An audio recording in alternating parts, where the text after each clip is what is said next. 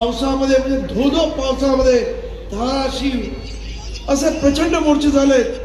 महिला सुद्धा पावसामध्ये पाणी बघितलं नाही आणि याच्यामध्ये मोठ्या संख्येने उपस्थित आहेत. त्याचं कारण असं आहे की येणाऱ्या पुढच्या पिढीसाठी आंबेडकरी समाजाचा प्रत्येक माणूस आज या इथे रस्त्यावरती उतरत आहे. तुम्ही आहे कुठे पण कारण हे काही साधं नाही आहे. तुम्हाला असं वाटत असेल उपवर्गीकरण झालं तर काय होईल. उपवर्गीकरण झालं तर या उपवर्गीकरणामध्ये असणारे ज्या छोट्या छोट्या जाती आहेत त्यांना तर कधीच आरक्षण मिळणार नाही. पण तुमच्यासारखे म्हणजे आंबेडकरी समाजाचे बौद्ध मंडळी असतील, पूर्वीची महार मंडळी असतील, त्यांना तुम्ही लक्षात घ्या की जेव्हा आरक्षण जागा खरं म्हणजे आता जागा निघतच नाही. जे काय खाजगीकरण चालू आहे, कंत्राटीकरण चालू आहे, जरा कदाचित निघाल्या तर त्याच्यामध्ये ज्यांना नाही मिळालं त्यांना आम्ही देतोय अशा पद्धत सरकारची भावना असणार आहे.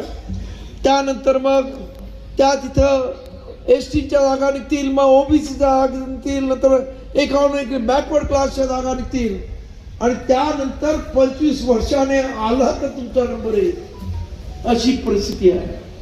एवढं भयानक हे षडयंत्र आहे. समाजाला अजून कळत नाहीये की हे षडयंत्र कशा पद्धतीने राबवतात. हे कपट कारस्थानी आहे, षडयंत्री आहे. त्याचा आपल्याला सर्वांना अनुभव आहे आणि त्यामुळं यांना खरं म्हणजे आरक्षण समाप्त करायचं आहे.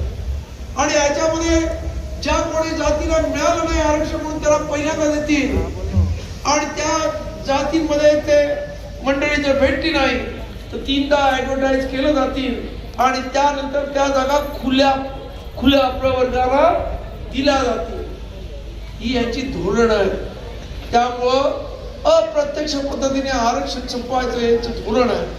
आणि म्हणून आपल्या सर्वांना मी सांगू इच्छितो की हे जे आज आपण लढाई करतोय ही आपल्या भावी पिढीच्या उत्कर्षासाठी करतोय.